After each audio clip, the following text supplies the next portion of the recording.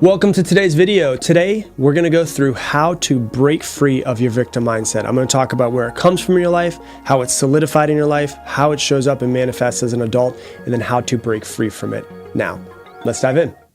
If you don't break free of your victim mindset, you're not going to live up to your full potential. It's like putting yourself into a mental prison. You can only become as good as you can become in that prison, but not outside of it. If you think you're a victim forever, you've basically created yourself to think that there's nothing you can do about other things. And if you're going to create the life that you want, you've got to develop the mindset of, I'm the one in control. I'm the one that can do this. I'm going to go create the life that I want. Not, oh, woe is me. I wish that everything was better. I wish I had a better childhood. I wish I grew up in a better part of town. You can't have that mindset if you're going to be able to build the life that you want. So when we start to dive into it, I'm going to talk about where it comes from in your childhood, how it develops in people. I'm going to talk about how it usually is solidified throughout your teenage years, your adult years, all of that, and then how it actually manifests as an adult. And then we're going to talk about how to actually work through it and get rid of your victim mindset. Okay, so just like anything else that we talk about, where does almost everything that we have inside of our mindset come from? It comes from our childhood, where the foundation of our mindset actually comes from. And so I'm going to give you a couple of different examples of how it can come up in your life. Obviously, this is not every single example, but these are some very common examples that I see in people. The first way that I see that's very common for victim mindset to actually be created is by having overprotective parents. Children with overprotective parents can develop a sense of hopelessness. You know, when the parent decides that they want to solve every problem for the child, when they want to do their homework for them, whenever the child struggles, they want to help them. And I'm not saying that you shouldn't help your children when they're struggling, but there is definitely benefit to letting them struggle and figure things out. But when the parents want to solve every problem, the child can learn that they need to depend on others versus learning that I can do it on my own. Because what ends up happening is they start believing that they cannot handle challenges themselves. And if the parent always steps in, for the child, the natural thought for the child is, I can't do this. And if I can't do this, then I am a victim of my circumstances, which, you know, I am a parent now. And what I want to be able to help my son do is to develop the mindset of, hey, sometimes I do need help and it's good to ask for help, but I can do this on my own as well. And so this was actually demonstrated in the study that was called Parental Overprotection and Children's Social Anxiety. And it says the role of emotional insecurity.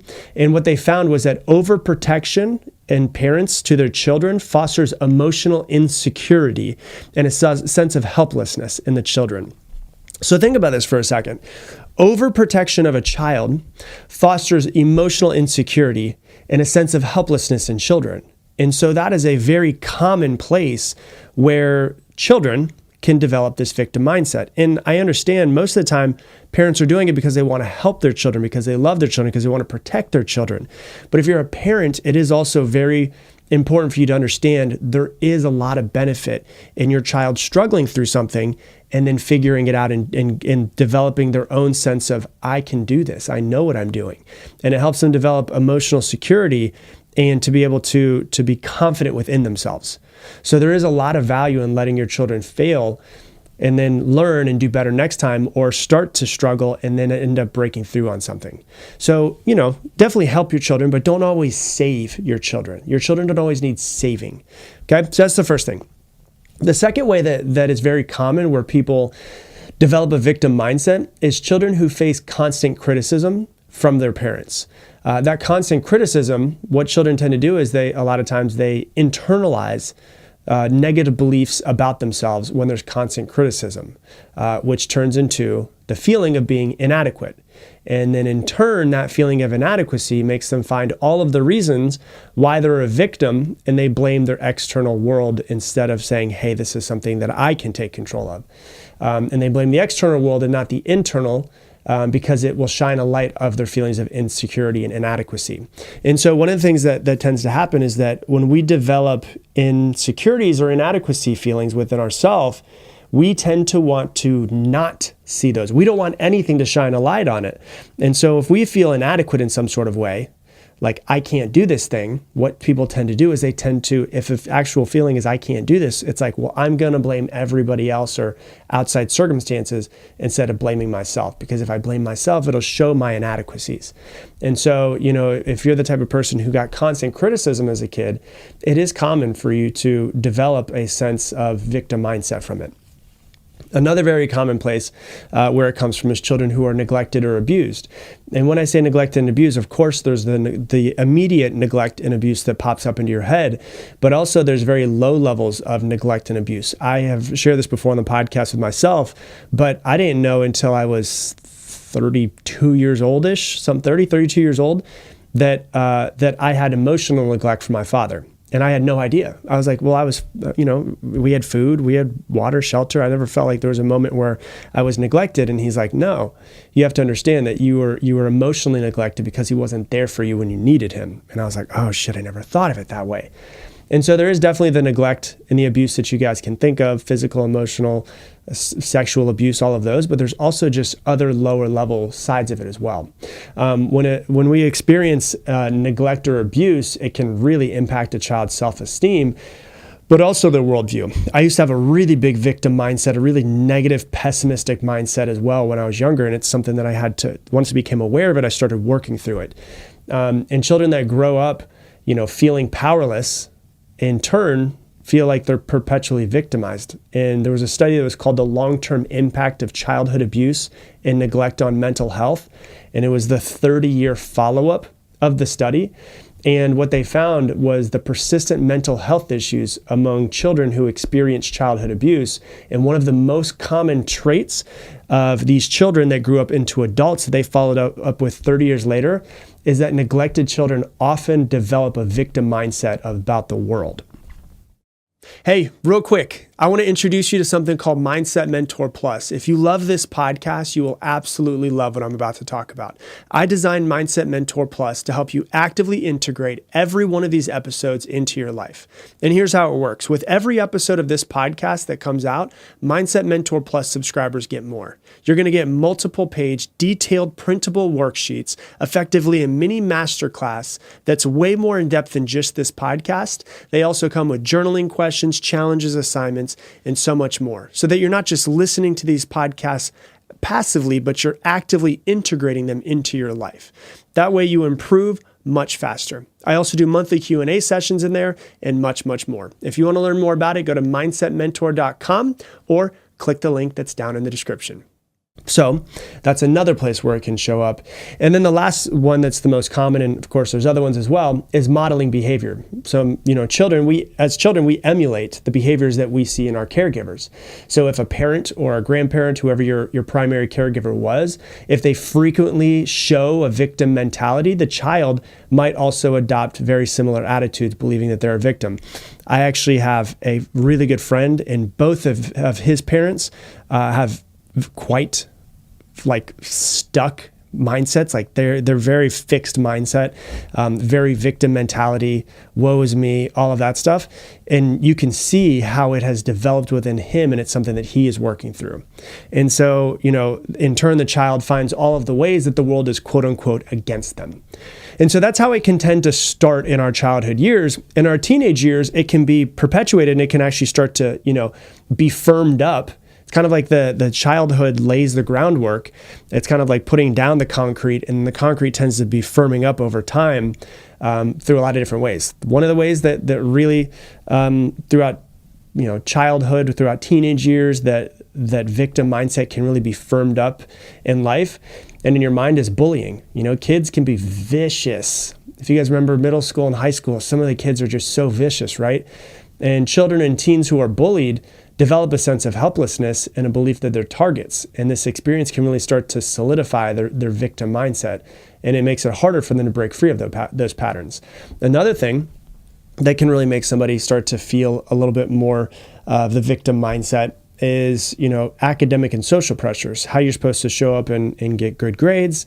And, if your brain is developing and you're still not getting it at some point, just because everybody develops at different times, you might think, I'm not smart enough, the world's against me, and so on and so forth. Social pressures as well, with having to fit in and all of that stuff.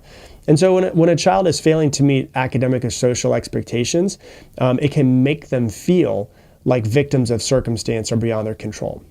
Now, how does this happen as an adult? How does it manifest as an adult? Like the ways that it shows up as an adult.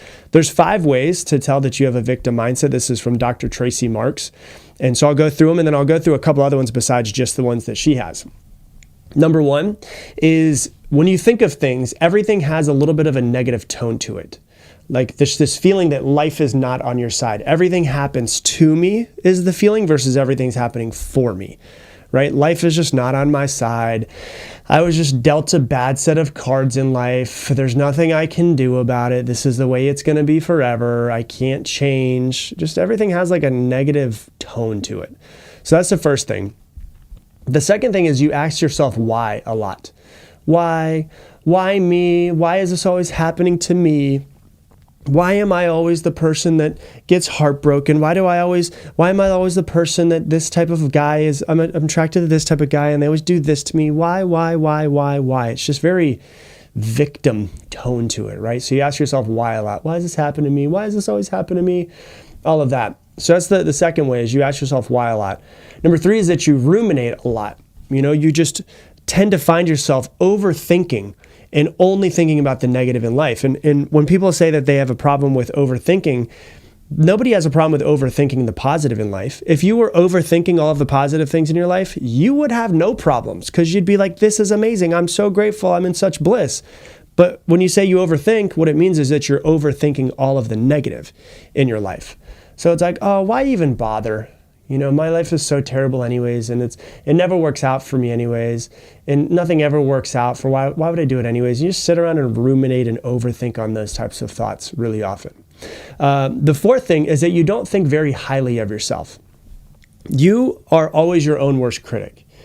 I don't deserve this thing. I don't deserve X, Y, Z. If you're the person that I don't deserve it type of person, you don't think very highly of yourself. And I want you to understand this, is that I want you to think about the person who was the biggest bully to in your life, whether it was a parent or whether it was someone in school, or whether it was your brother or sister, or whether it was a ex, or whether it was, a friend, whatever it might have been, the biggest bully that you have in your life. And I want you to understand that if you're the type of person who you're your own worst critic, you're way more of a bully to yourself than that person. You are in an abusive relationship with yourself.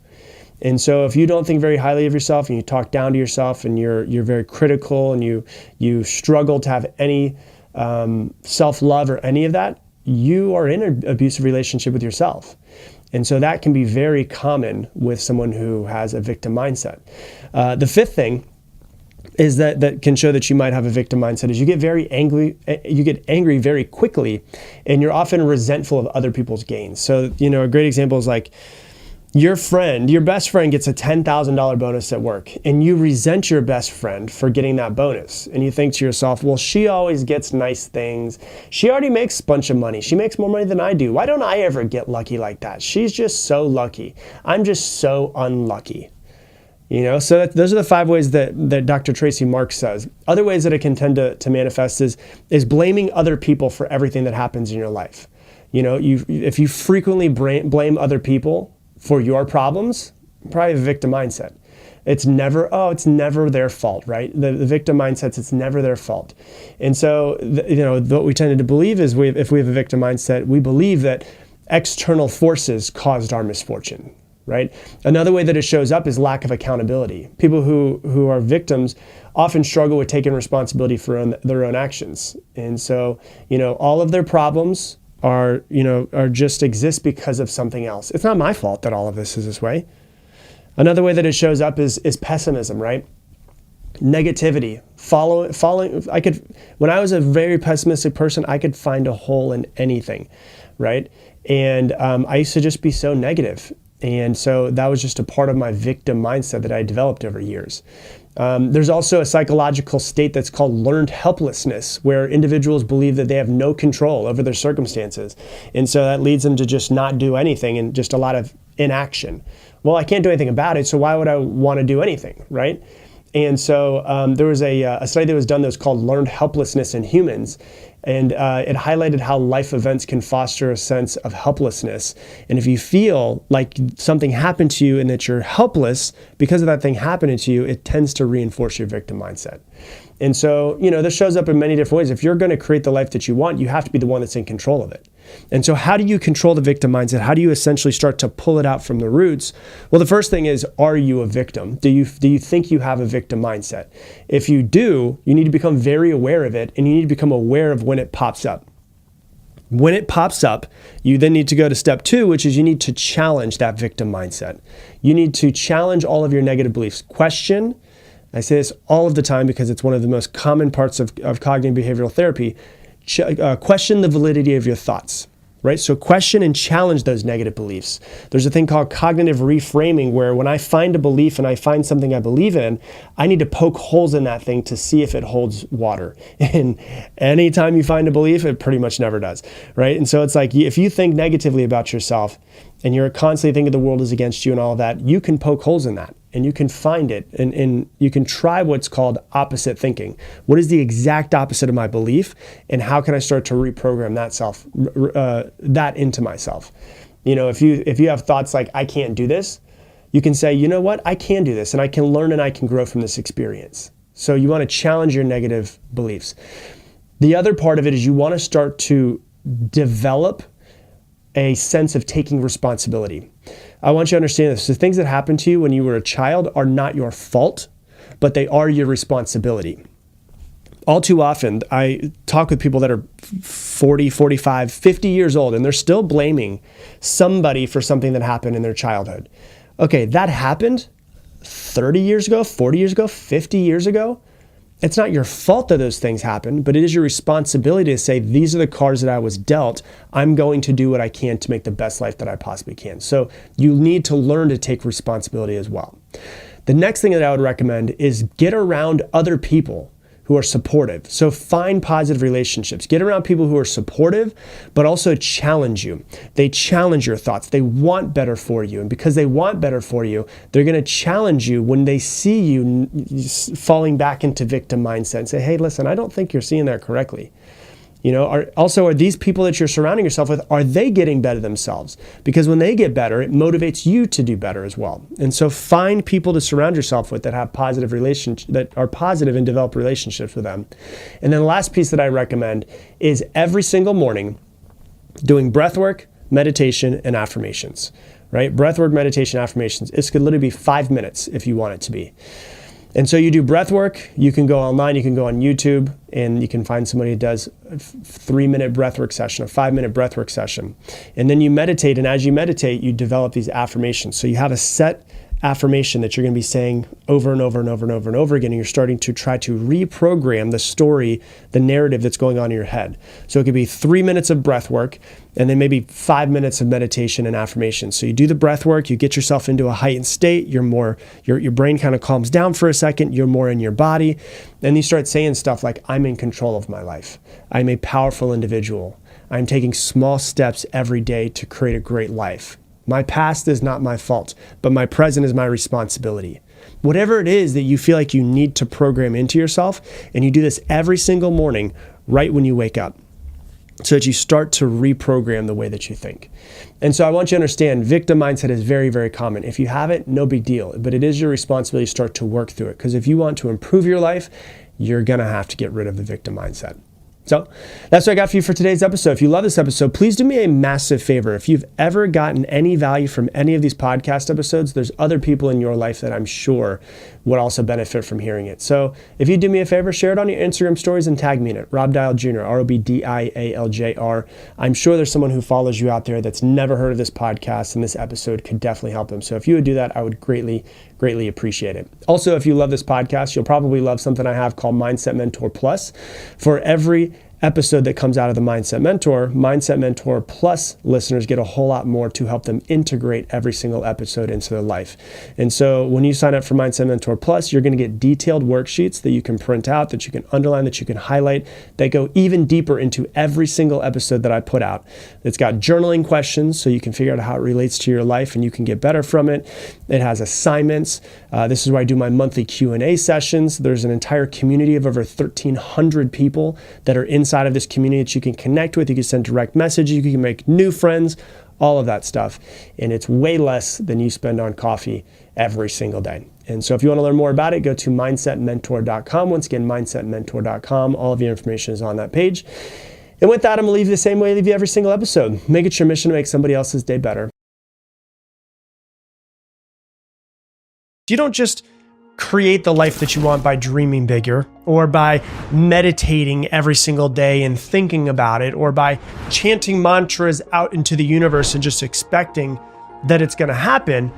You get what you want by making your dream life feel normal to your nervous system.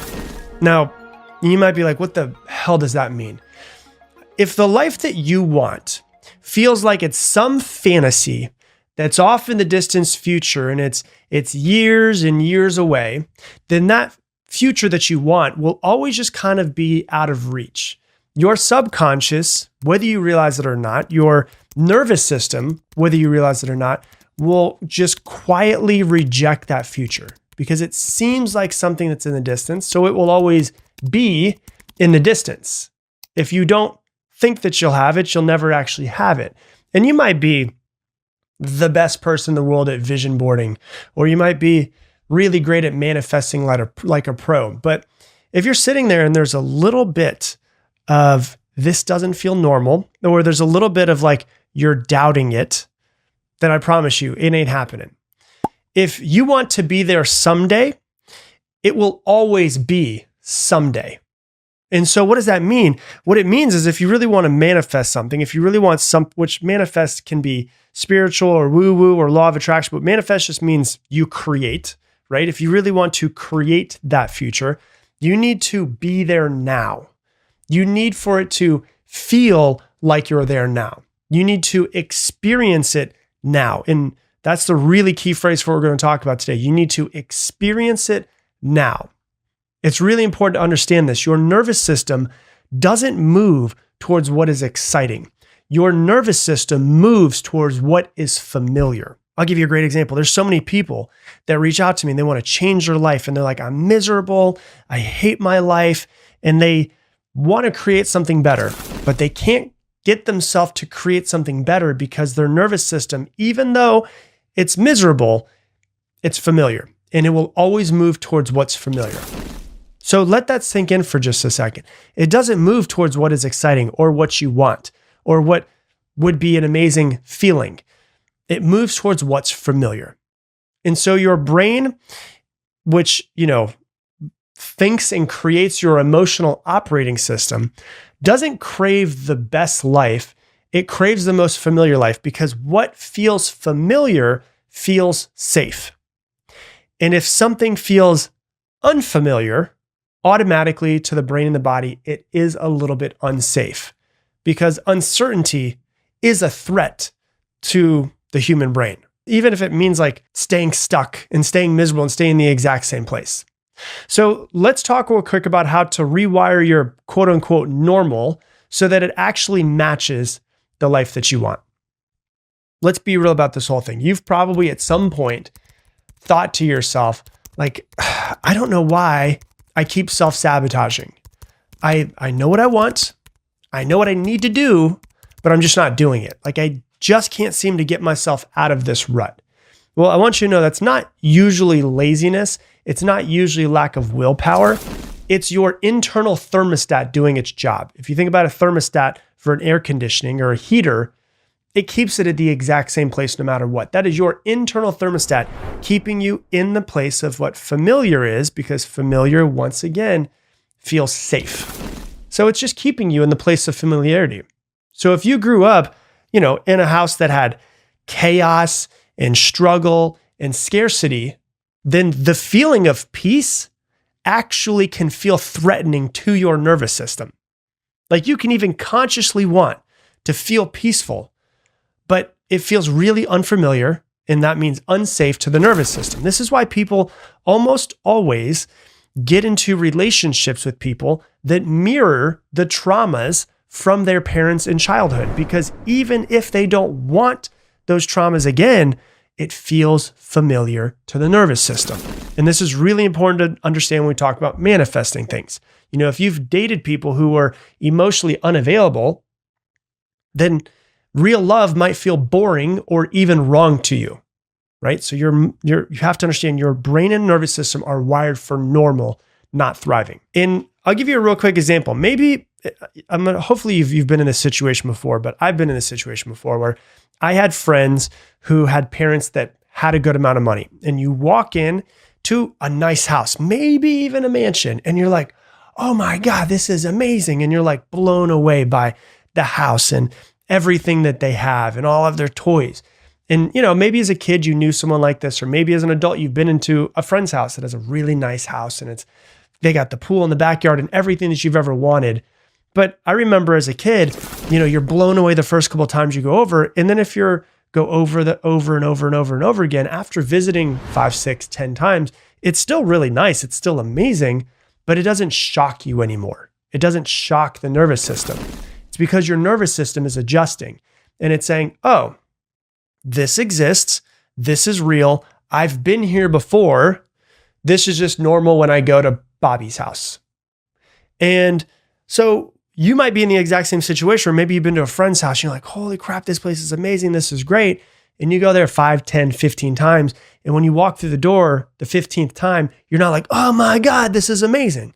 No, you're just over at John and Stacy's house, right? And so it's your nervous system becoming more normalized to going over to their house, and this is what they have. And if it feels normal, it feels safe. So, you know, and I want you to understand, like, if you want a life like that, if you want more, you're not crazy for wanting more. That's completely okay. But if that more feels like winning a lottery ticket, like it's out of reach, I'd have to be really lucky to get it. If it feels in the distant future, it's never going to happen for you. You won't take aligned action towards it, and it'll be like a ghost that you keep chasing, but you can never actually grab. And so, you know, you may have heard the phrase before, the rich get richer and the poor get poorer, right? Why is it that kids who often grow up wealthy also become wealthy adults? Well, of course, there have been studies that show that, you know, there's a lot more opportunities and connections that are afforded to children that are wealthy. Their parents have better connections, they get into better schools, all of that as well. But it's also been studies to find out it's not just access, it's more of like the energetics behind it. Success or wealthy or that life feels familiar to them. And the reason why this helps is because of the fact that it feels familiar, it doesn't feel intimidating. It feels expected more than anything else. It's part of their identity. And so studies have found that children who grew up in wealthy households expect to be wealthier. Now, this is, you know, it just feels normal. And this is important because I'm not saying that like every person who's raised in a wealthy household just immediately becomes wealthy. Absolutely not. But it becomes easier for them because for them, it doesn't feel out of reach. It feels normal. Doesn't mean it's guaranteed, but because it is normal, it tends to be easier to get. Now, on the flip side of that, if you grew up in a household that lived paycheck to paycheck, then abundance might feel overwhelming. It doesn't even feel normal to your nervous system. And so you'll find ways if you start making money to get rid of it, to spend it, to burn it, to avoid it, to downplay it, just so you get back to your baseline. This was one of the things that I did when I first started making money when I was younger, is I realized when I started making more money and I looked at the end of the year and my first real time of making money when I was 21 years old, I had made 5 times more than I had the year before then. But when I looked at my bank account, I had the exact same amount because it just didn't feel normal to me. So I spent it on stupid things and getting rid of stupid things. You know, it was just dumb. I was dumb with it, right? So that I would get myself back to baseline, back to normal. So let's talk about like the energetics of wanting something, okay? When you want something, what does that mean? inherently. It means that you don't have it.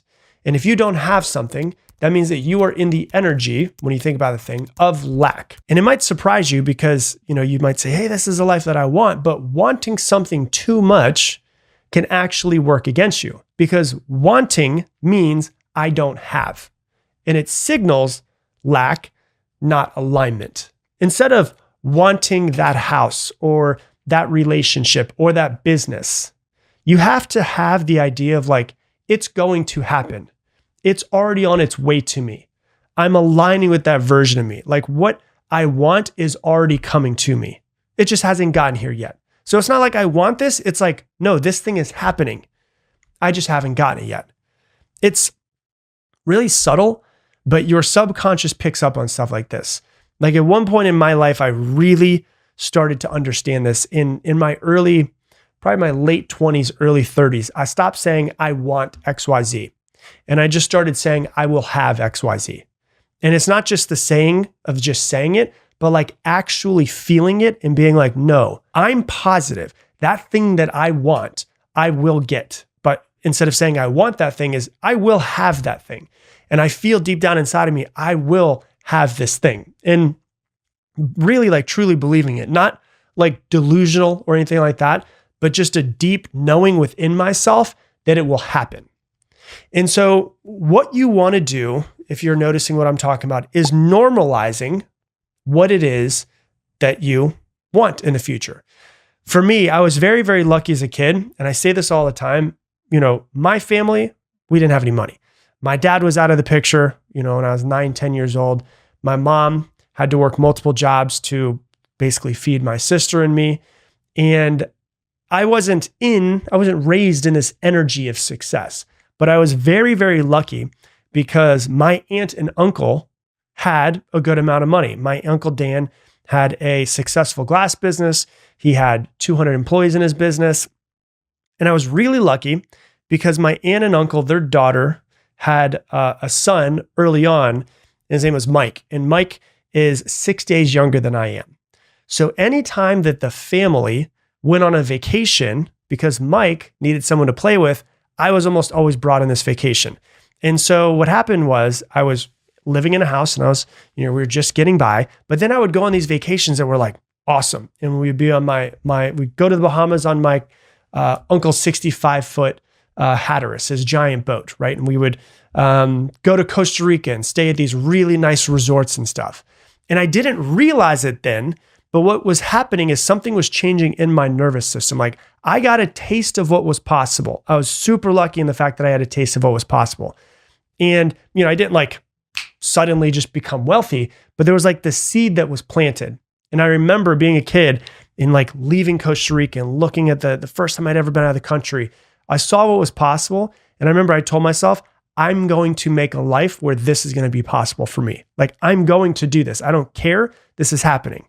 And that kind of life wasn't unreal anymore. It wasn't mine yet. And I was going to get it. On the flip side of that, I have a good friend named Garen. And Garen talks about, I had him on my podcast before. He talks about growing up in poverty. He was born and raised in poverty. And he said that becoming successful, he's very successful now, becoming successful when you're raised in poverty is like speaking a different language. And it's like you have to learn the language. If you're raised around successful people, you're already speaking the language. But if you're raised and you don't have successful people around you, it's like a foreign language to you. Now, think about this. How do you learn a language best? You have to immerse yourself in that language in a new country. And so what you want to do is immerse yourself in the life that we're going to say the word want, but really the life that you're going to get in the future. Like you don't need to be a millionaire to start feeling like one. You just need to create exposure to it. And so like if you want a certain car, beautiful thing about nowadays is you can test drive that car. Go test drive that car as soon as you possibly can. It'll give you the feelings of, okay, now it's not out of reach because I've actually been inside of the car. Another thing you could do, like if you want a Porsche, you could go and Porsche and test drive the car if you want to. Or you could also go on there's an app called Turo, which is basically like Airbnb for cars. and you could rent the car for a weekend. And then you can start to normalize the feeling of actually having the car, seeing that car parked in the driveway, getting in the car, listening to the car when it starts up, what it feels like to hold on to the steering wheel. You're starting to normalize the feeling of having that life. If you have a certain neighborhood that you want to live in, and that's the place where, in the city that you live in, you're like, I want to live in this neighborhood. Look on Airbnb, see if you can save up enough money and just book an Airbnb for a weekend in your dream neighborhood. Perfect. Do it. Do it as often as you possibly can. See what it feels like to wake up in that energy, to have your coffee with that view. Normalize the life that you want. If you want to be a successful CEO one day, work from a hotel lobby that is the nicest hotel in your entire area and start seeing people that walk in that have that success. If you want to, have a future self that's coming to you in the future, then journal it and visualize it every single day. Surround yourself with people who have what you want. That's one of the biggest things that I've seen is finding some sort of way to find mentors or people that I can barter with, or people that I can pay to learn from, or people that we have some exchange value. And you start surrounding yourself with people who have the lives that you want, then those lives don't feel so foreign to you. They don't feel out of reach. And what you're doing, once again, is you're normalizing the life that you want. You're normalizing it so it doesn't feel like, oh, I hope it happens. Like maybe if I get lucky, it'll happen. It's like, no, I've been in this energy. I love this energy. I'm going to have this energy. Why? Because when you're around it, it stops feeling impossible. It starts feeling familiar. And that's when your nervous system gives you permission to actually move forward in it, because it doesn't feel foreign. It doesn't feel dangerous. And so really, this is the reframe that changes everything. When you look at it this way, I hope that it helps you understand. If it feels out of reach, it will be. If it feels normal, it's inevitable. So your job right now is to stop chasing fantasy and really start putting yourself into situations where the life that you want starts to feel more familiar. Test drive the car and get the Airbnb and stay in the hotel or just work in the hotel for a couple days a week. Because the life that you want isn't just like about vision boards and goals and all of that. It's about becoming the type of person who says, this will be my life one day, and not hoping that it'll happen, but knowing that it will happen. Because the future that you want doesn't have to feel far away. It just has to feel normal to you. So all in all, the thing that you have to understand is you want to normalize the life that you want. How can you normalize the life that you want? Because once your nervous system stops resisting it and it feels normal to you, your entire life starts to rise to match it. So go figure out how to get into the situations, to live the life that you want, to be in the energy of it, to breathe it, to touch it, to taste it, whatever it might be. Walk around in it like it's yours. That is how you normalize the life that you want. Hey, thanks so much for watching this video. YouTube thinks that you should watch this video next based off of what you've been watching recently. And if you want to subscribe so you never miss another video, hit this button right here. Welcome to today's video. Today I'm going to teach you a 3-step process to stop feeling overwhelmed. Let's dive in. And we're basically just animals who pay mortgages. That's kind of what we are. And there is a lot happening in the world at all points in time. And with all that's happening in the world, all that's happening in your life, all that's happening with your children, with your business, with your relationships, with your planning for the future, trying to retire, all of those things, it's normal to feel overwhelmed. But I want you to understand this. It is normal if you do feel overwhelmed, but it is not normal if the feeling of overwhelm holds you back. And so what's interesting about overwhelm is that it's not actually rooted in reality, which is going to kind of confuse some people, but I'll dive into it, okay? Your overwhelm is not rooted in any reality. It's not in the reality of your circumstances. Your circumstances of life are not making you overwhelmed. What's making you overwhelmed is your perception of your circumstances in your life. And today I'm going to teach you just how to understand overwhelm, how it pops up, where it pops up from, and then how to work with it in order to be able to kind of move past it and create the life that you want. Okay. So the most important thing for you to understand today before I go deeper into it is this. Overwhelm is a state of mind. It is not an objective reality. Now, this is going to be hard for some people the concept is kind of hard for some people to grasp because of all of the feelings associated with overwhelm, right? So when you get overwhelmed, you feel stressed, you feel anxiety, you feel sometimes even panic.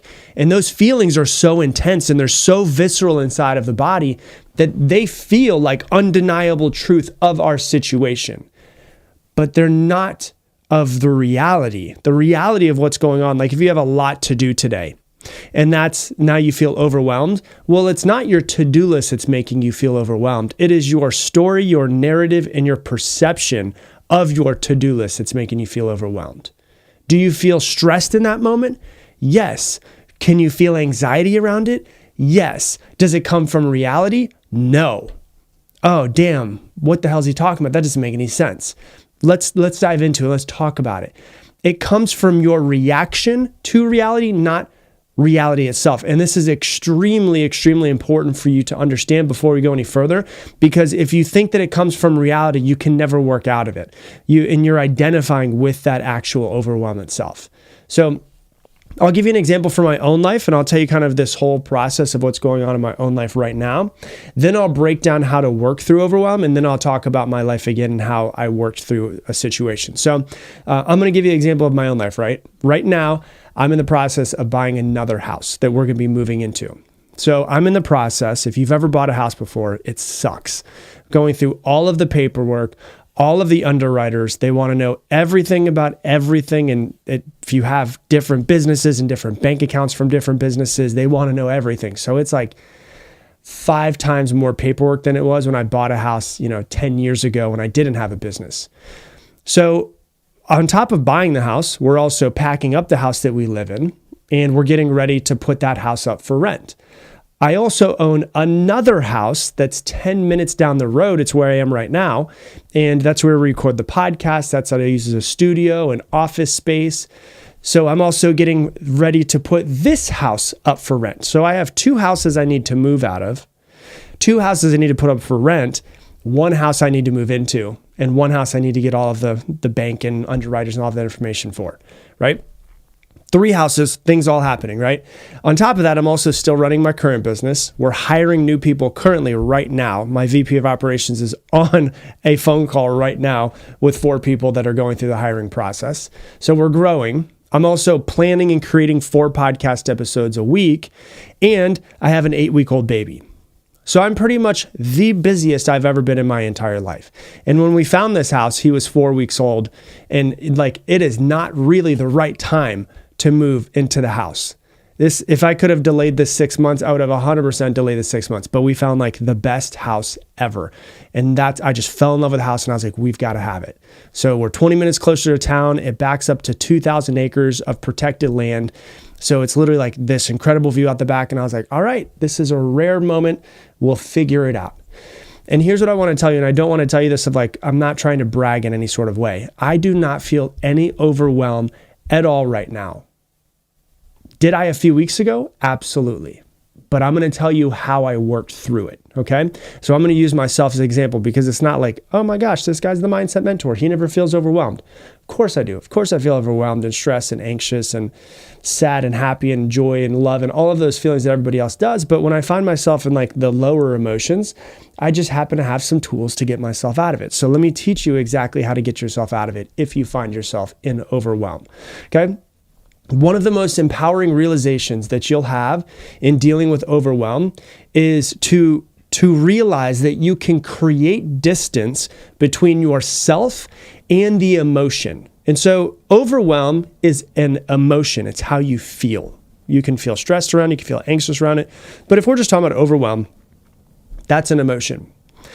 And what I want you to understand about it is all of this starts with how you talk to yourself about what you're experiencing. And so what I want to do is, instead of sitting there and finding myself thinking about the house and thinking about all the stuff I have to do, instead of saying to myself, I am overwhelmed, which is what most people say, and that is entirely incorrect. You are not overwhelmed. You are a human. You're not overwhelmed. Overwhelm is just a feeling. It is just an emotion. So it's switching from I am overwhelmed to I am feeling overwhelmed. Now this, I get it, doesn't seem like much, but this subtle language change is way bigger than it might seem to you. When you say, I am overwhelmed, you are identifying yourself with an emotion, making it part of your identity. And when you make something part of your identity, it's really hard to pull yourself away from it. Hey, real quick, I want to introduce you to something called Mindset Mentor Plus. If you love this podcast, you will absolutely love what I'm about to talk about. I designed Mindset Mentor Plus to help you actively integrate every one of these episodes into your life. And here's how it works. With every episode of this podcast that comes out, Mindset Mentor Plus subscribers get more. You're going to get multiple page, detailed, printable worksheets, effectively a mini masterclass that's way more in depth than just this podcast. They also come with journaling questions, challenges, assignments, and so much more, so that you're not just listening to these podcasts passively, but you're actively integrating them into your life. That way you improve much faster. I also do monthly Q&A sessions in there and much, much more. If you want to learn more about it, go to mindsetmentor.com or click the link that's down in the description. So it becomes a state of being that feels permanent and it feels all-consuming because it's who you are. You just said it's who you are. I am overwhelmed.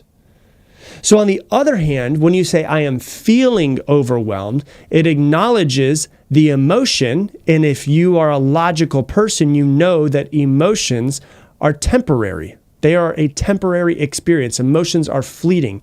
And so when I'm saying I am feeling overwhelmed, okay, well, it's just like a rain cloud coming in. I don't think the rain cloud's going to be here forever because I've seen so many rain clouds come and go over my lifetime. I know it's eventually going to pass. This too shall pass. Well, it's the exact same thing. Overwhelm is a feeling. I am feeling overwhelmed. Okay, well, I've felt a lot of things over my lifetime in my past 38 years of my life. So, yeah, that's not a big deal. Cool, I felt overwhelmed before. So it creates a little bit of space.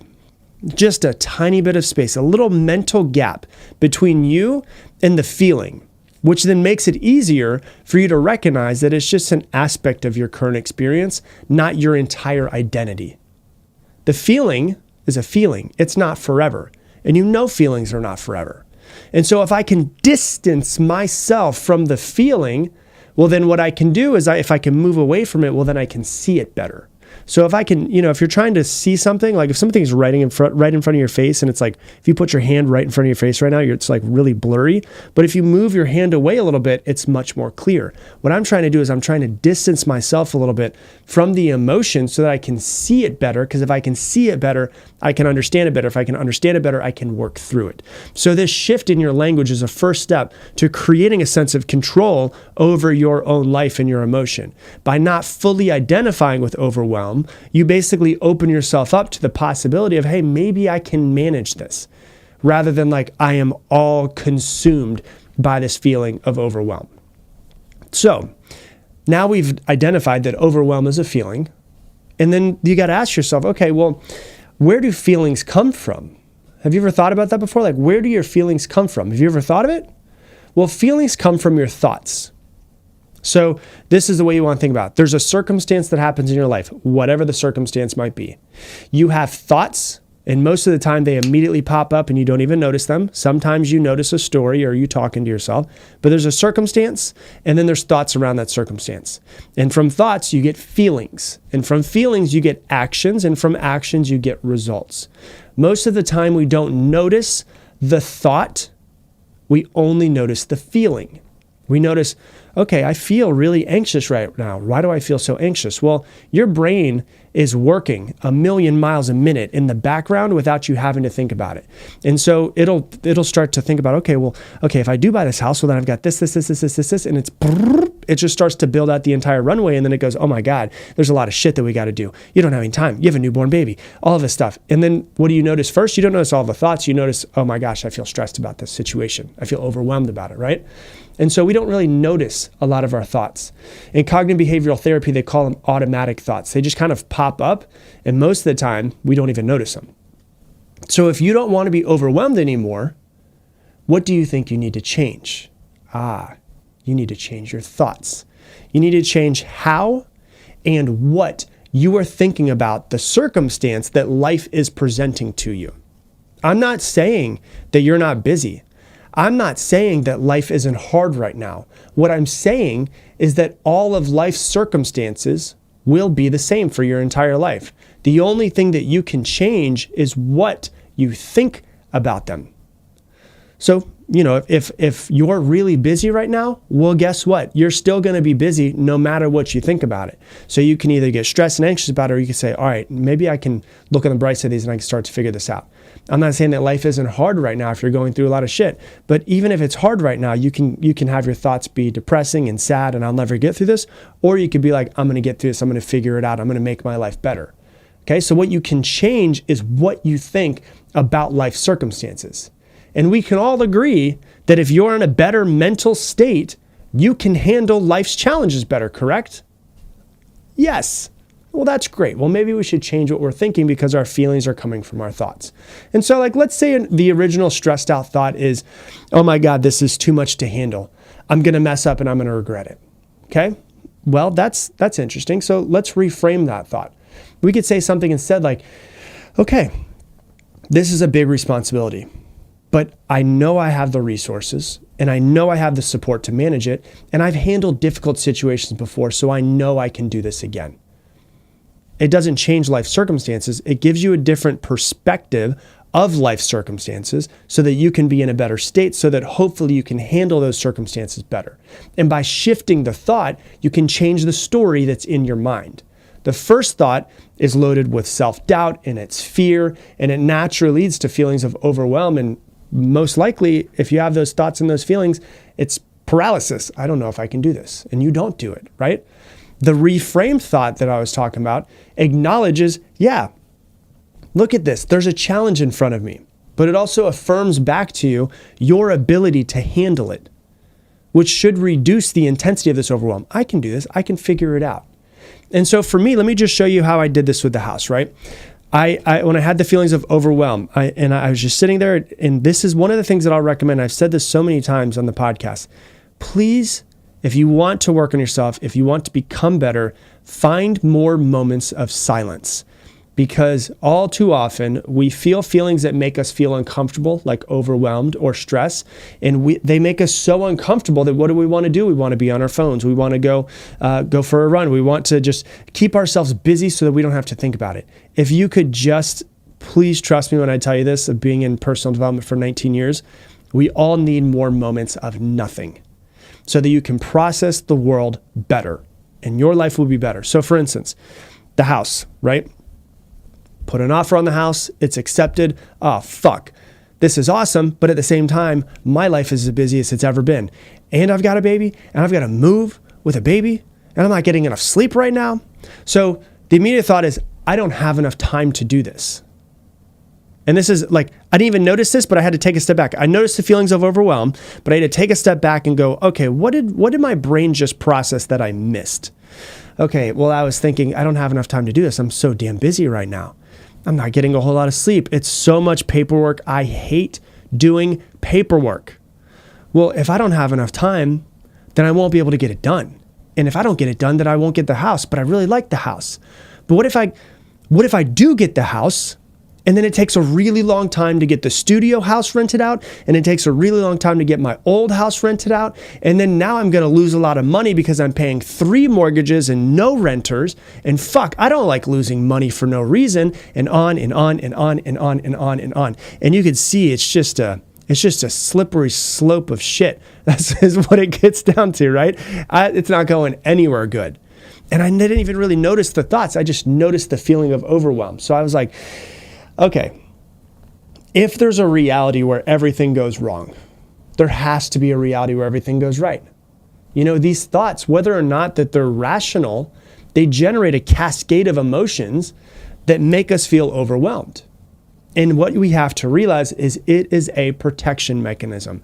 Look at how amazing my brain is that it immediately goes, oh my God, this is going to make us uncomfortable. Let's shut it down so that Rob doesn't injure himself or hurt himself or whatever it might be. But I'm not going to injure or hurt myself from buying a house. So it doesn't really make a whole lot of sense. It makes sense 100,000 years ago for us to have that protection mechanism.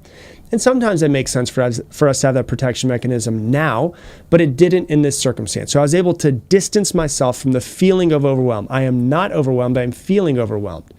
It has benefits at certain times, but it cannot run the show. So like I said a minute ago, if there's a reality where everything goes wrong, which is where most of our thoughts usually go to, right? Then there also must be a reality where everything goes right. But we don't focus on that one, do we? No. Well, we need to open ourselves up to the reality of everything going right. And so what I said to myself as I noticed this cascade of emotions and thoughts, and I'm journaling and I'm finding quiet time for myself, is I just wrote down, what if everything works out perfectly? And it was funny. I wrote it down and the feeling in my body was like, it was like my shoulders dropped and I was like, wow, this could be amazing. Like I could move into this house. And I could wake up every morning. Like I said, the funny thing, I've been telling my wife since we've been dating for over 10 years now, I've been telling her, I've been working my entire life to have a really good coffee view. That's all I want. I just want a really good coffee view, right? And so when we go to places and we travel, I always try to find a place with a really good view so I can have my coffee there. And so I've told her this for years. I just want a really good coffee view. And so this house has this amazing view out the back. And I started thinking to myself, oh my God, how different would I feel every single morning to wake up and watch the sunrise over 2,000 acres of just hills and no houses and protected space? And what would it be like? And what would it feel like? And how more inspired would I be to create great content when I have that view? I just started thinking that. What's really interesting is I didn't make myself think that. I asked myself a different question and it opened up a whole other side of me that was kind of closed off. What if everything works out perfectly? What if I don't have to be afraid?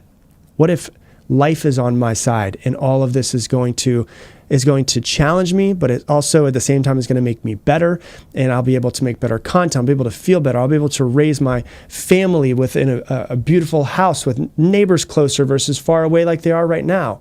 And so what happened was I was thinking about what could go wrong. And when you think about what could go wrong, you close yourself off to all other opportunities. But when you ask yourself, what could go right? And you start thinking about it, you open yourself up to new ideas, to new possibilities, to new opportunities. And you're now able to see something that you couldn't see before.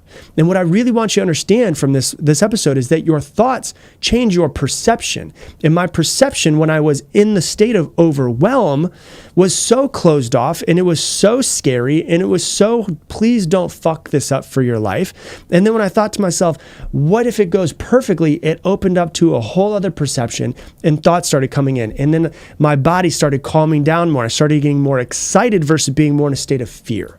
And so what I want you to understand is that you can't identify yourself with overwhelm. You have to understand that it is a feeling, and your feelings come from your thoughts, and your thoughts come from your perception of a circumstance. And so if I'm feeling overwhelmed, well, then maybe I just trace it back and I start to ask myself better questions and have better thoughts around the circumstance. And from there, it opens up a completely different perception of reality that I had closed myself off to. And so that is how you change your thoughts and just open yourself up to changing yourself and stopping the feeling of being overwhelmed. So that's what I got for you for today's episode. If you love this episode, please share it on your Instagram stories. Tag me in at Rob Dial Jr., ROBDIALJR. The only way this podcast grows is from you guys sharing it. So if you would share it, I would greatly, greatly appreciate it so that we could impact more people's lives. I feel like there are many more people who need to hear this type of stuff. So if you would share it, I would greatly appreciate it from the bottom of my heart. Also, if you love this podcast, you would definitely love Mindset Mentor Plus, which is like this episode and every episode on steroids. For every episode of the Mindset Mentor, Mindset Mentor Plus subscribers get a whole lot more. Detailed worksheets, multiple page worksheets, going deeper into every single topic so you can put it into your life, journaling questions, Q&A sessions every single month, an entire community of over 1,400 people that you could connect with that are also listeners that are working and growing themselves. So if you want to learn more about it, go to mindsetmentor.com. Once again, mindsetmentor.com. And it is the most affordable that I could possibly make it for everybody. It is less than $1 a day. So if you want to learn more about it, there's a video on the website that explains it.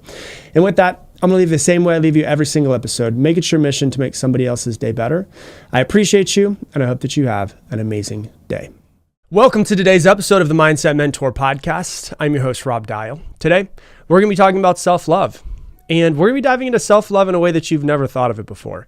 I'm going to talk about what self-love is. I'm going to be talking about what self-love is not, and it will probably surprise you. Because most of the time when we think of self-love, it's like looking in the mirror and saying, I love myself. I love myself. And I'm going to love myself no matter what. And you're beautiful and you're handsome and you're doing amazing. And don't get me wrong, that is self-love. And that is a very, very important part of self-love. That's not really what we're going to be talking about today. You know, people hear the word self-love and they think that I need to love myself more. And I need to speak better to myself. I need to be my best friend. I need to tell myself, instead of saying, you know, you look terrible in those jeans, saying, hey, you look amazing in those jeans. And telling myself, you know what, I'm an amazing mother. I'm doing a great job. I'm proud of myself. I need to give myself a little bit of a mental and verbal hug. And those are definitely important. But that's not what we're going to be diving into today. I'm going to dive into something completely different because all of that is true. All of that is necessary. I do believe that you should talk to yourself in the mirror. One of the most life-changing things that's happened to me when I was younger was when I worked in a company when I was about 19 years old, 20 years old, we had a guy come in and speak to our sales group. And he was talking about looking at yourself in the mirror, setting a timer for 5 minutes and saying, I love you. I love you. And like looking deep in your own eyes. Not wearing any clothes, right out of the shower, just completely naked as you were born into this earth, and saying, I love you. And I did that, and it helped a lot. It helped me start to love myself more, start to believe in myself more. And that is very important. But we're going to talk about a completely different version of it. And I want to talk first about what self-love is not, because I see it getting, I guess you could say, misconstrued to most people, where you have a really tough day at work, you have a really long day, and you think to yourself, you know what would really make me feel better is having a glass of wine. And we try to trick ourselves and say, you know what? Self-love right now is a glass of wine. And sure, sometimes it might be. But the majority of times, if we have a really tough day at work or a really tough day and we come back and we have a glass of wine, a lot of times that's not self-love. It can be, once again. I'm not saying don't enjoy a glass of wine, but a lot of times that actually tends to be numbing of our actual feelings. It's not, self-love is not going and getting fast food because you're hungry and you don't want to get hangry. Self-love would be more of like stopping and getting an apple at the store instead and having that hold you off until you're able to get a real, actual, legitimate meal, not something that's full of chemicals. Self-love is not skipping the gym because you've had a hard day at work and you worked really hard today. Sometimes it might be, but the majority of the time it's actually not. It's showing up to the gym because you do love yourself. And it's not, self-love is not having a cigarette because you've had a stressful day. None of those things are really self-love the majority of the time. A lot of the times what that is self-numbing. And it's not going into and actually starting to go to the root of what's actually going on and solving the root problem. Because a lot of times we're trying to numb the feeling. We're trying to numb the stress. We're trying to numb the anxiety that we have because of the way that the world is and the way that our lives are. And once again, I'm not saying don't enjoy your life. I'm not saying, if you want to have a cigarette, I don't care. That's fine. Have a cigarette. If you want to, have a glass of wine, have a glass of wine. If you did have a really good day, a really bad day, sometimes you got to listen to your body and you do need to skip the gym. But the majority of the time, it's not doing those things. A lot of the time, those are actually the opposite of self-love. Those are self-numbing. For instance, if we look at like the example of having a glass of wine, for instance, after a really long, stressful day, maybe the boss, he's just such an asshole and he triggered you and he yelled at you and your coworkers are like little shits and they're bugging you as well. That glass of wine, a lot of times, instead of actually dealing with, hey, why was I triggered by my boss? Why was I triggered by the people that I work with and my coworkers? Why was I triggered? A lot of times the feeling that we feel is like the downstream effect. It's like the symptom, but it's not the actual cause of it. And so for me, being in the industry that I'm in and trying to help people as much as I can, I always look and I say, if you were triggered, why were you triggered? If you feel like you have to have a glass of wine after a long day of work because you want to take the edge off, the real question in my mind is, why is there an edge? Most adults were never taught how to self-soothe. I have an episode about a month ago where I really go into self-soothing. So I recommend listening to that and going back. And so we're not taught how to self-soothe, how to calm our nervous system down, how to calm our mindset down. And so we search a lot of times for external circumstances and external substances. A glass of wine, although it is amazing, and I do love wine, it's the easy way out. And there's no growth from it. So then you start to take a step back and say, okay, I can see that. Maybe I'm a little bit triggered by what Rob's saying because I love having a glass of wine when I do have a stressful day and I do want to take the edge off. But then you ask yourself, well, what would be better? What would be better for my own self-improvement? And maybe what would be better for you instead of having a glass of wine is deciding, you know what? I've had a stressful day. I've got a lot of negative energy inside of me right now. I have a lot of stressful energy inside of me. You know what I'm going to do? I'm going to get changed when I get home. I'm going to put on my running shoes and I'm going to go for a run just to get out that anger, just to get out that frustration, just to get out that negative energy inside of me and allow my body, instead of holding on to it, allow my body to release that energy so that I can move on. Maybe if you don't like running, maybe instead of having that glass of wine, doing something like a 20-minute guided meditation would help you learn how to calm yourself and learn how to self-soothe. So maybe you sit down, you have a meditation. Believe me, your brain's going to be all over the place and you're going to feel all of your feelings. You're going to feel why you're triggered. But instead of running from it, it's more of like, can we dive into it and ask myself, why is this here? And how can I make sure that next time I don't get triggered? Maybe it might be for you if the glass of wine is what you're trying to avoid. You don't want to go for a run. Maybe you don't want to meditate. Maybe it's journaling. Maybe you're a really big thinker. Like me, I'm a really big thinker and I have to think through problems and think. And I like to be by myself in quiet. And a lot of times I like to put my thoughts on with pen and paper because there's some really complex things that we go through. And a lot of times we'll look at it and we'll say, oh, my boss triggered me, so I need a glass of wine. But sometimes that self-love isn't that. Sometimes it's saying, hey, listen, what's a way I could love myself better? Well, why did my boss trigger me? Oh, you know what it is? It's reminding me of something that my dad used to say when I was younger. It's reminding me of when I was rejected by the boys on the baseball team. And we start to actually identify where these things are coming from so that we can improve. And I realize these are not sexy. Like, what's sexy? If you go back and look at like in the 1950s, 1960s, maybe even earlier, and you look at like, I'm just thinking of like black and white movies in like the 40s and stuff where they'd be sitting there and it looks so sexy to like have a glass of wine and a cigarette. And that seems sexy. They make it look sexy. Journaling is not very sexy. Meditating is not very sexy. Going for a run or doing a really good workout is not really sexy. They're actually harder, like way harder than just sitting down and having a glass of wine. They're way harder. A glass of wine, that's easy, that's sexy. But it doesn't change anything. And you're not listening to this podcast because you want to stay the same. You're listening to this podcast because you're the type of person who does want to change and not stay the same. You do want to grow. And when you numb, what you're really doing is you're not changing anything and you don't learn anything about yourself. And so for me, if you've been listening to the podcast long enough, I'm always trying to figure out where I'm not free. Because where I'm triggered is showing me where I'm not free. So when someone comes to me, a boss were to come to me and say something to me, and I get agitated or stressed, or I start cussing him out in my head, it's a place where I'm not free. Because as Eleanor Roosevelt said, no one can make you feel inferior without your consent. So if he made me feel inferior, I consented to that. Because he said this thing to me. Maybe one of my coworkers, he said the exact same thing to, and they go home and they feel fine. They don't need it because they're not triggered. And so I'm really trying to figure out where I'm not free, because we all want freedom. You haven't grown if you're just trying to numb. You're in the exact same place mentally, emotionally, spiritually tomorrow as you were today. So then you look at it and you say, okay, if that's not self-love, What is self-love? I see self-love obviously as the way that you speak to yourself. I see self-love as the way that you treat yourself. If you are confident in yourself, you're confident in your abilities, if you talk well to yourself, I do see it as that. I do see it as something of being kind to yourself. But there's also tough love. And a lot of times what we need sometimes is tough love. And when you love someone, like a really great friend, your job is to be there for that friend and to help them out. And sometimes being there for that friend, one of the best things you can do is give them tough love.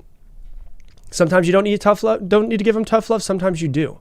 Sometimes it's like, hey, Stacy, you're saying the same thing over and over and over again, and you're dating the same type of person over and over and over again. When are you going to get it together and stop dating these types of guys? Sometimes that's how we have to come to ourselves and speak to ourselves. Sometimes self-love is the energy of like the tough uncle. You know, it's like the tough uncle or the tough grandfather.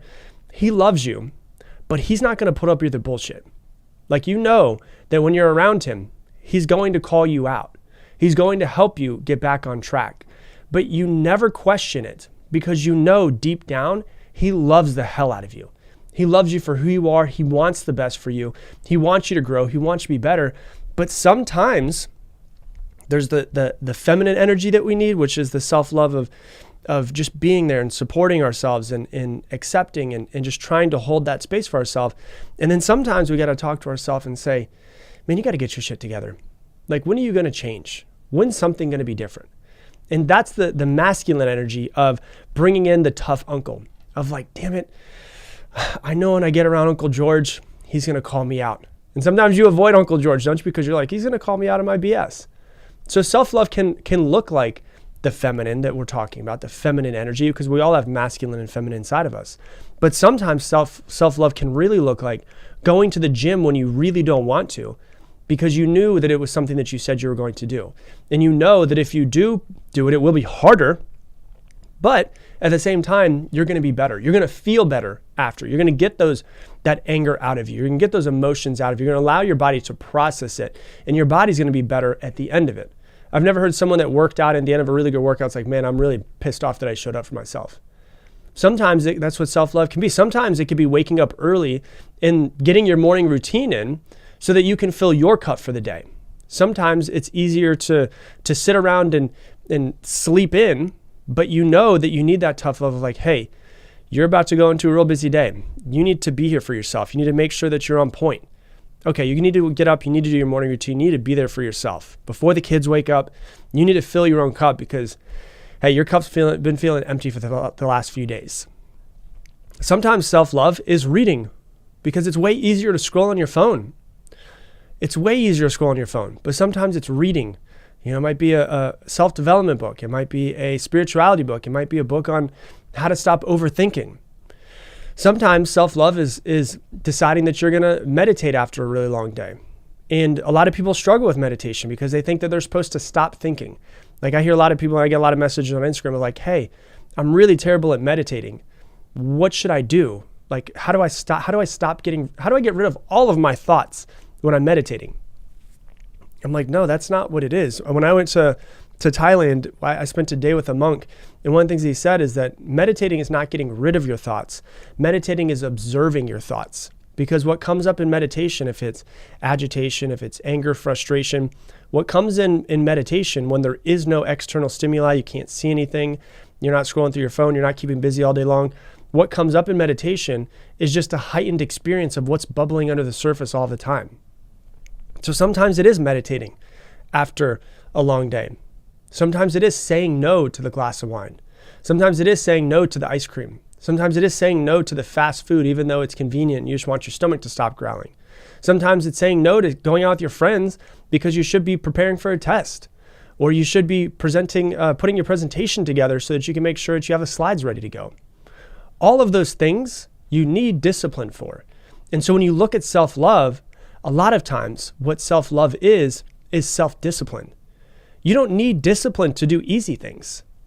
You don't need discipline to do easy things. You don't need discipline to drink a glass of wine. Once again, I love wine. I love ice cream. I love sleeping in. I love all of these things. So I'm not saying that you don't ever do these things. That's not what I'm saying. I want to make sure that we're clear on that.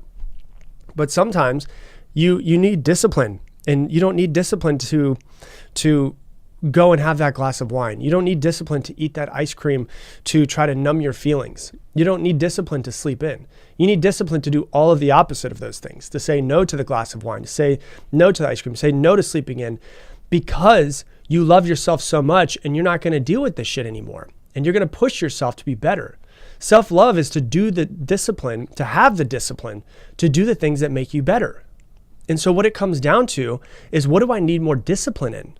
How do I need, and I understand the word discipline is hard, because discipline, self-discipline, is one of the highest forms of self-love. But when we say the word discipline also has a very negative connotation, because we think to ourselves, like, when somebody does something wrong, your child, punches your other child in the face, sometimes they need to be disciplined.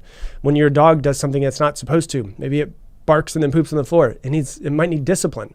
But when we're talking about self-discipline, we need self-discipline to do the things that are better for us.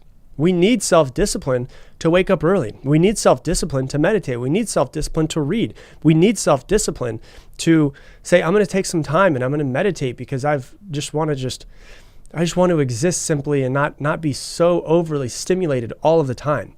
So self-love is self-discipline to do the things that make you better. And that's really what it comes down to sometimes. And so if you're asking yourself, how do I love myself more? A lot of times what that is showing up for yourself. Because all too often I hear people all the time that write in, and people who have been through my programs and that type of stuff, where they give their power away to other people, and they put everybody else in front of themselves, and then they have no time for themselves. And what happens is they start to lose themselves. And so sometimes what I really think most people should do is realize that there's two forms of self-love. There is the feminine side of it. And once again, male and female, completely out of this. We all have feminine qualities inside of us. We all have masculine qualities inside of us. And so sometimes it is looking in the mirror and having the practice of self-love and saying, I love you. I appreciate you. Looking at yourself in the mirror and being like, man, you've been through some shit, bud. And you're doing a really good job. And I appreciate you for that. That is definitely a form of self-love. That is definitely the feminine form of self-love, and is definitely necessary. But sometimes it also requires the masculine side of you as well, which is that uncle that's saying, dude, you said you were going to do this, and you need to get it done. You don't need to deflect. You don't need to numb yourself. You need to step up. You need to make yourself better. And so what I really want you to get out of today's episode is there are two forms of self-love, and both of them are necessary for you to love yourself more. The feminine side of it, the masculine side of it. And so when you have a tough day, when you have something that you're working for, when you have things that you really want to grow and improve at, sometimes you need the masculine side of that, the discipline side of it, to do the things that are better for you. And if you do that, you will not regret it. You won't. You'll notice that you grow from it, and you will appreciate yourself for saying, you know what, I was really tired when I came home, but I decided to do a 30-minute YouTube workout and I feel better about myself. Because what happens? You start thinking to yourself, I didn't want to show up for myself. I did show up for myself. You know what, damn it? I am proud. You're doing amazing. Today was hard. Today was tough, but I'm going to show up for you because I love you, and you did a really great job, and you showed up for yourself, and you got that workout in. And so bring in the feminine side of self-love, which we all talk about, we hear about, but also remember, self-discipline is a form of self-love as well. So that's what I got for you for today's episode. If you love this episode, please share it on your Instagram stories and tag me in it, Rob Dial Jr., ROBDIALJR. And if you're out there and you love this podcast, you'll also probably love my book, because I did write it. And it's 17 years of knowledge of coaching people. And it is called Level Up. You can buy it wherever books are. If you listen to this before October 3rd, you can pre-order it at robdial.com/book. Everybody who pre-orders will be put into a drawing for over $25,000 in cash and prizes. There's going to be a pool of over 10 people that we're going to be giving this out to for the pool of over $25,000 in cash and prizes. And you'll also get, if you pre-order it, a free mini course about procrastinating that's called How to Get Off Your Ass Masterclass. And so if you're interested in, once again, go to robdial.com/book. And with that, I'm going to leave you the same way I leave you every single episode. Make it your mission to make somebody else's day better. I appreciate you, and I hope that you have an amazing day. Welcome to today's video. Today, I'm going to talk to you about why you should stop shitting all over yourself. Let's dive in. Now, I didn't say shitting all over yourself. I say shoulding all over yourself. What I'm going to teach you today is something that can absolutely change your life if you actually start understanding it and implementing it into your life. It is a way of speaking to other people, but especially the way that you speak to yourself and about yourself. So for those of you guys that are out there, I do a lot of coaching. I have something called Mindset Mentor University, where I actually help people who are, every single week we have coaching calls. I also have something called Business Breakthrough, where I teach people how to grow coaching businesses. And one of the things that I hear a lot recently, and it's been so much that I'm like, I got to talk about this, is people using shame and guilt words, like shaming themselves and guilting themselves over and over and over again.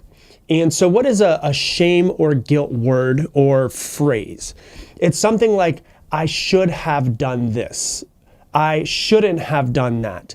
I need to. I have to. I must. All of those have shame and guilt kind of in the underlying tone of them. And most people don't realize that they're using those words. Oh, my business should be further along than it is right now. Really? Is it? No, then it shouldn't be further than it is right now, because otherwise, if it was supposed to be further along, then it would be. And so, if something were supposed to be different in this world, it would be.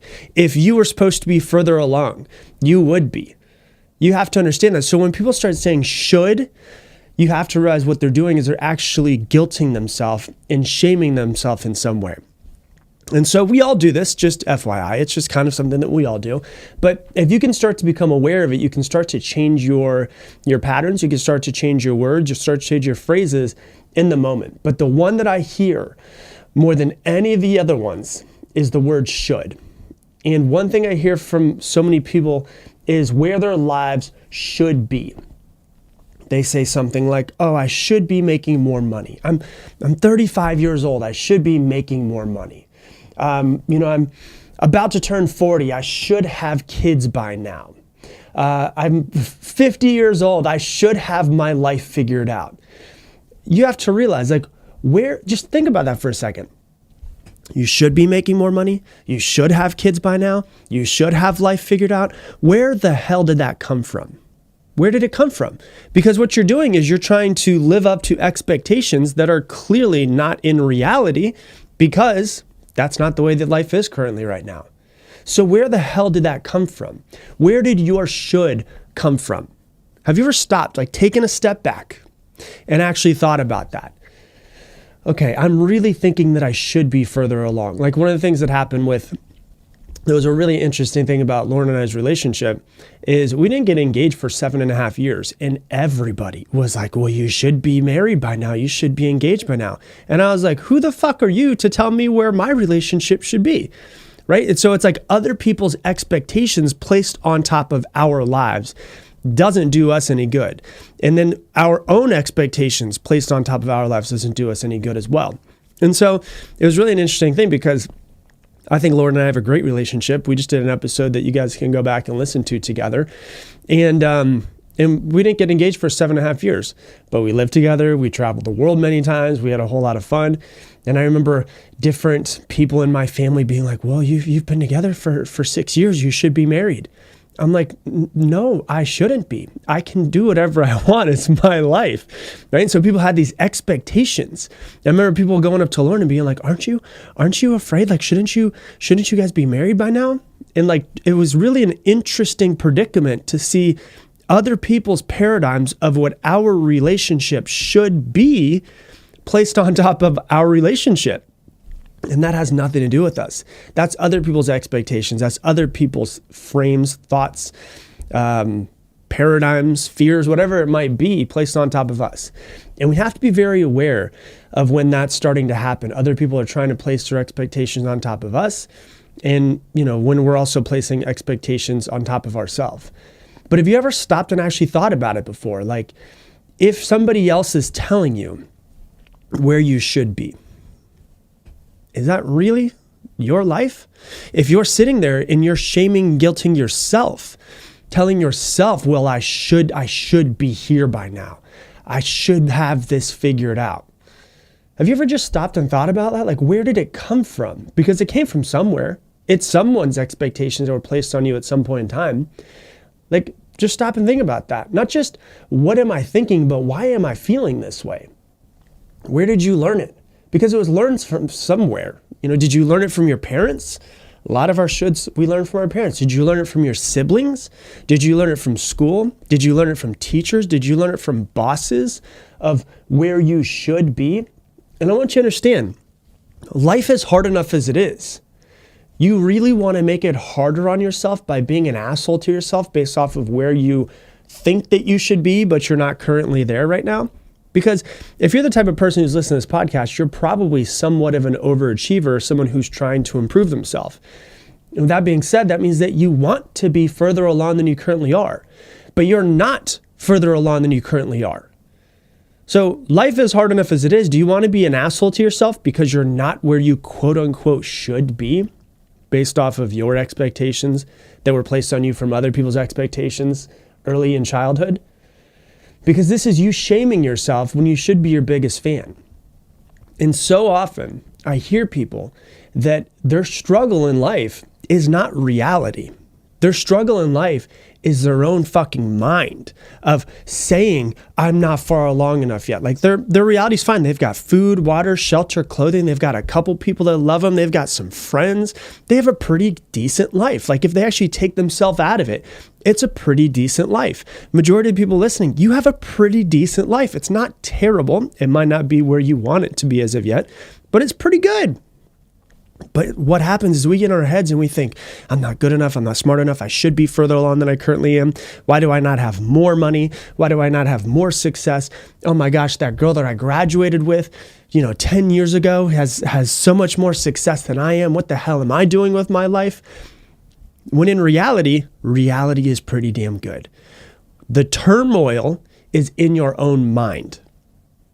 And the turmoil is you shaming yourself and telling yourself that you should be someone else, when in reality, you should be the biggest fan that you have. You should be the one that's on your side. So think about this for a second. Who should all over you and decided that you should wear their should and make it yours? And whose shoulds did you take and make yours? There's so many shoulds that so many people have. Like I said, there's the what you should be doing when you should be married, when you should have kids, what you should be doing with your life, what you should be doing with your education, what you should do for a job. Where did your should come from? I had a friend who told me, his parents are immigrants, and he told me everyone in my neighborhood and the way that my parents have viewed basically and raised me my entire life was that I would either be a doctor, a lawyer, or a failure. A doctor, a lawyer, or a failure. Right? Like just think about that for a second. Like that's somebody else's should. So where did your should come from? You should be in a relationship by now. Who gave you that should? Who should all over you? If you were supposed to be in a relationship by now, guess what? You would be. You would be, but you're not. Oh, you should be married by now. Okay, who gave you that should? Who should on you? If you were supposed to be married by now, guess what? You would be. Oh, you should be a doctor. You should be a lawyer.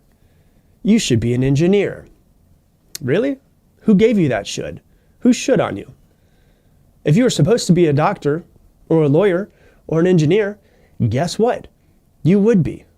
You should make a certain amount of money. You should live in a certain part of town. You should call your mother a certain amount of times per day, per week.